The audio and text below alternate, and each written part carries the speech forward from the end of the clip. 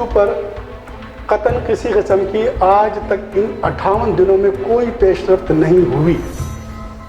چاہے وہ سلامتی کونسل کی طرف سے ہو، چاہے وہ انسانی حقوق کی تنظیموں کی طرف سے ہو،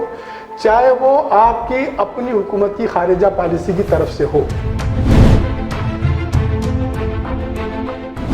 بے شک اس وقت میڈیا ان کے کنٹرول میں ہے،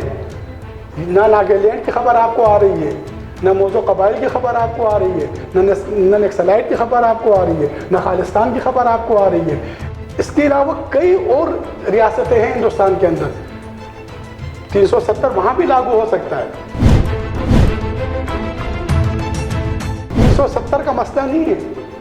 دیکھو 370 تو بھارت کے آئین کے مطابق ہے، انہوں تو اپنے آئین میں ترمیم کی ہے، وہ بھارت کے اندر کی ریاستیں خود اس کے خلاف اٹھیں گی، کیونکہ بھارت میں ایک کشمیر کی ریاست نہیں ہے، بھارت میں کئی آزاد ریاستیں اور بھی ہیں، اور بھی کئی آزادی کی تحریکیں چل رہی ہیں۔ بنیادی لحاظ سے ہندوستانی شہری نہیں تھے، آج بھی وہ ہندوستانی شہری نہیں ہیں، ان کو 2 نمبر شہریت کا درجہ دیا جاتا ہے۔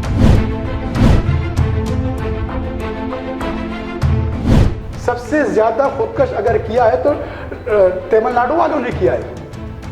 لیکن آج تک کوئی اٹھ کے ہندوؤں کی بات نہیں کرتا کہ ہندو دہشت گرد ہے۔ سب سے پہلے تو حکمران نے اپنی پالیسی وضع کرنی ہے کہ ریاست مدینہ کی کون سی ریاست وہ بنانا چاہتے ہیں، کمٹمنٹ والی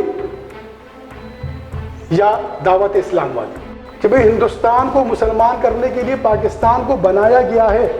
تو سب سے پہلے حکومت ریاست مدینہ کے طرز پر اپنے لیے ٹارگٹ رکھے، جو نبی کریم صلی اللہ علیہ وسلم نے ٹارگٹ دیا۔